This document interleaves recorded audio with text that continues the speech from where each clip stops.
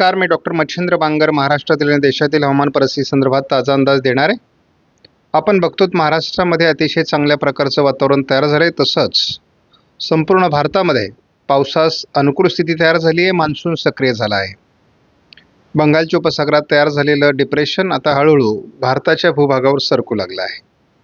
त्या संदर्भातील अंदाज आपण बघणार आहोत. शिवाय अरबी समुद्राच्या दक्षिणेला आणि बंगालच्या उपसागरात देखील उत्तम पावसास अनुकूल अशी परिस्थिती निर्माण झाली आहे. अनेक राज्यांमध्ये आता जोरदार पावसाची शक्यता आहे, मुसळधार पावसाची शक्यता आहे. तयार झालेलं डिप्रेशन लवकरच भारताच्या भूभागावर परिणाम करेल असं दिसतंय आणि आता सध्या ते ओरिसा, पश्चिम बंगाल, छत्तीसगडच्या काही भागावर सक्रिय आहे. मात्र त्याची द्रोणीय स्थिती महाराष्ट्रावर परिणाम करत असून महाराष्ट्रात पावसाचं प्रमाण वाढलं आहे. या ठिकाणी आपण बघू शकतो की भारतीय भूभागावर त्याचा प्रवास सुरू झाला असून सुरुवातीला तरी झारखंड, छत्तीसगड,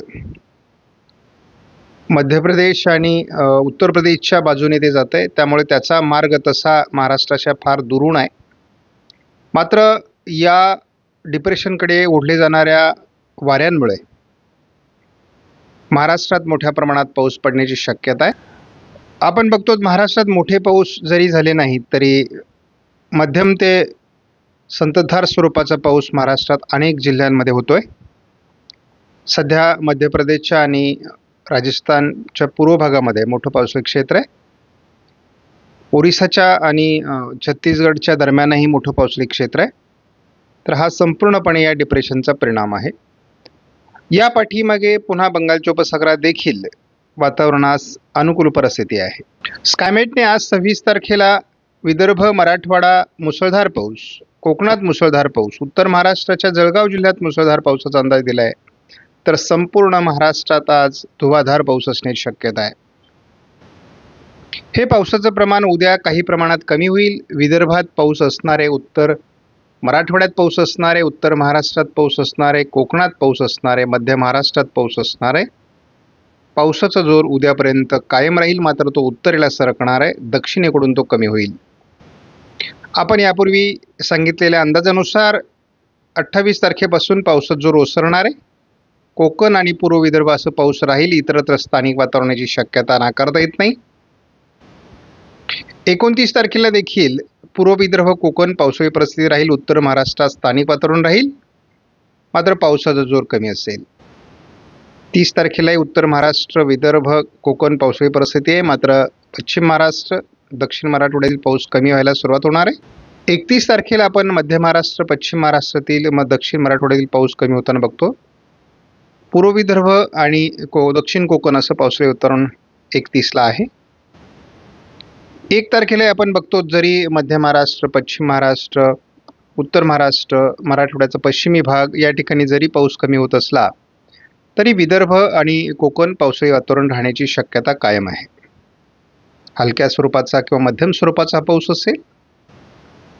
खंडाचा प्रभाव ऑगस्टच्या सुरुवातीला असणार आहे, परंतु तो अतिशय कमी प्रभाव त्याचा असणार आहे.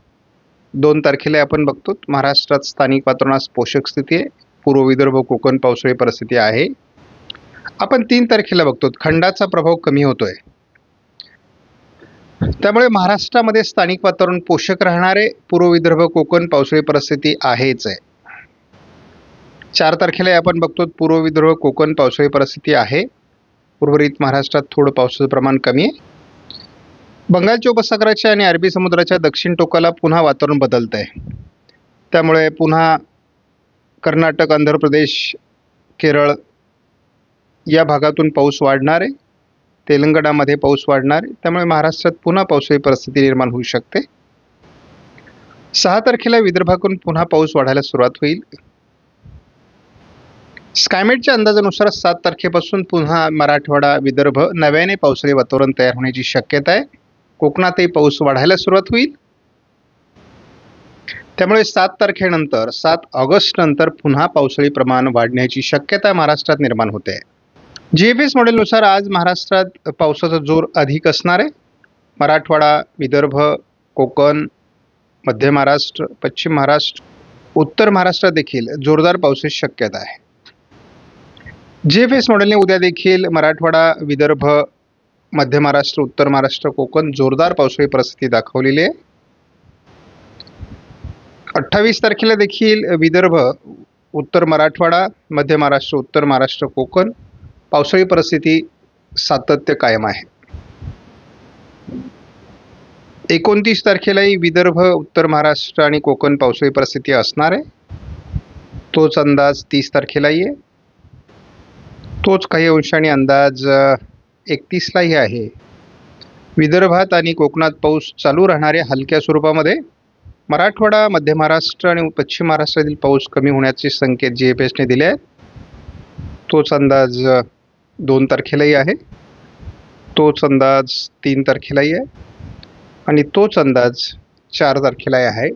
कारण पूर्व विदर्भ आणि कोकण हलकं वातावरण राहणारे इतरत्र पाऊस उघडणार आहे. ECMWF मॉडेलचा अंदाज आपल्यासाठी महत्त्वाचा आहे. आज विदर्भ, मराठवाडा, उत्तर महाराष्ट्र, मध्य महाराष्ट्र, कोकण जोरदार पावसाळी परिस्थितीची शक्यता कायम आहे. 27 तारखेला दक्षिणेकडून महाराष्ट्राच्या पाऊस कमी व्हायला सुरुवात होईल. थोडं पश्चिमी विदर्भ, उत्तर मराठवाडा, उत्तर महाराष्ट्र आणि उत्तर कोकण असं पावसाळी वातावरण असणार आहे. 28 तारखेला मात्र याचा प्रभाव केवळ कोकण आणि उत्तर महाराष्ट्राच्या काही जिल्ह्यात राहील. बाकी भागातला पाऊस उघडणार आहे. 29 तारखेलाही थोडं स्थानिक वातावरण असेल, परंतु प्रभाव कमी झालेला असेल. 30 तारखेला थोडं उत्तर महाराष्ट्र, मराठवाड्याच्या काही भागात पावसाची शक्यता आहे. कोकणात पाऊस सातत्य कायम आहे. 31 पासून मात्र महाराष्ट्रातील पावसाचं प्रमाण खूप मोठ्या प्रमाणात कमी होईल असा अंदाज आहे. 1 तारखेला ही उघडीप आहे. 2 तारखेला हे उघडीप कायम आहे.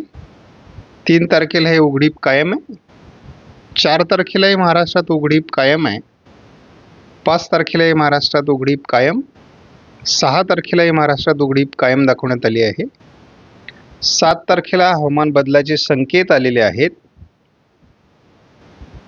8 तारखेला आपण बघतो की बंगालच्या उपसागरात वातावरण बदलेल आणि बंगालच्या उपसागराच्या किनारपट्टी भागात पावसाला सुरुवात होईल. 9 तारखेला हा पाऊस कर्नाटक, तेलंगणा, आंध्र प्रदेश या भागात सुरू होणार आहे. त्यामुळे महाराष्ट्राकडे हा पाऊस पुढे सरकणारच आहे. परंतु तसा पहिला आठवडा हा महाराष्ट्रात उघडपीचा राहण्याची शक्यता ECMWF मॉडेलने व्यक्त केली आणि आपण या अंदाजाशी जास्त ठाम असतो. डिप्रेशनने भूभागावर प्रवेश केला असून आता ते हळूहळू छत्तीसगड, मध्य प्रदेश असं पुढं सरकणार आहे. गुजरात, राजस्थानपर्यंत ते जाईल. परंतु या डिप्रेशनकडे ओढल्या जाणाऱ्या बाष्पयुक्त वाऱ्यांमुळे महाराष्ट्रात जोरदार पाऊस राहणार आहे आणि त्यामुळे या पावसाचा प्रभाव महाराष्ट्रामध्ये आणखी 48 तास राहील असा आपला अंदाज कायम आहे. आज सकाळपासूनच विदर्भाच्या काही जिल्ह्यांमध्ये मुसळधार पावसाची शक्यता आहे. यामध्ये अकोला, अमरावती, नागपूर, भंडारा, गोंदिया, वर्धा, यवतमाळ, चंद्रपूर, गडचिरोली या सर्व जिल्ह्यांचा समावेश आहे. मराठवाड्यातही बऱ्याच भागात पाऊस सकाळीच असणार आहे. आपण कालच रात्रपाळी पाऊस करेल असं सांगितलं होतं आणि कोकणातही पाऊस असणार आहे. त्यामुळे एकूणच आपण जर परिस्थिती बघितली तर पावसाचं प्रमाण आज दिवसभरात वाढत जाणार आहे आणि संपूर्ण विदर्भ, संपूर्ण मराठवाडा, संपूर्ण उत्तर महाराष्ट्र, मध्य महाराष्ट्र, बऱ्याच म्हणजे सोलापूर, लातूर, धाराशिवमध्ये देखील किंवा बीड, अहिल्यानगर, छत्रपती संभाजीनगर, जालना, परभणी, नांदेड, चंद्रपूर, गडचिरोली, नागपूर, भंडारा, गोंदिया, यवतमाळ, वर्धा, वाशिम, हिंगोली, अकोला, अमरावती, बुलढाणा, छत्रपती संभाजीनगर, जालना, जळगाव या बहुतांश जिल्ह्यात आज पावसाचा जोर आहे. कोकणातही पावसाचे जोरदार सरी होणार आहेत. उत्तर महाराष्ट्रातील सर्व जिल्ह्यांसहित नाशिकमध्ये पावसात जोर राहणार आहे. अहिल्यानगर, बीडमध्ये पावसात जोर राहणार आहे. त्यामुळे आपल्याला एकूणच बदलत्या वातावरणानुसार आज दिवसभरात खूप मोठा पाऊस बघायला मिळणार आहे. मात्र आज दुपारनंतरच हे पावसाचं वातावरण उत्तरेला सरकणार आहे आणि आपण बघतो की मध्य प्रदेश, गुजरातकडे हे वातावरण निघून जाईल. याचा थोडा प्रभावी परिणाम आपल्याला उत्तर महाराष्ट्रात उद्या सकाळपासूनच जाणवण्याची शक्यता आहे. 27 तारखेला मात्र याचा प्रभाव बऱ्यापैकी कमी झालेला असेल आणि 28 तारखेपासून आपण पावसाचा जोर ओसरतोय हे आपण यापूर्वीच अनेक व्हिडिओच्या माध्यमातून सांगितलेलं आहे. मी हेही सांगितलंय की तुरळक भाग बदलत हलक्या स्वरूपाचा पाऊस किंवा मान्सून सरी महाराष्ट्रात होत राहतील, परंतु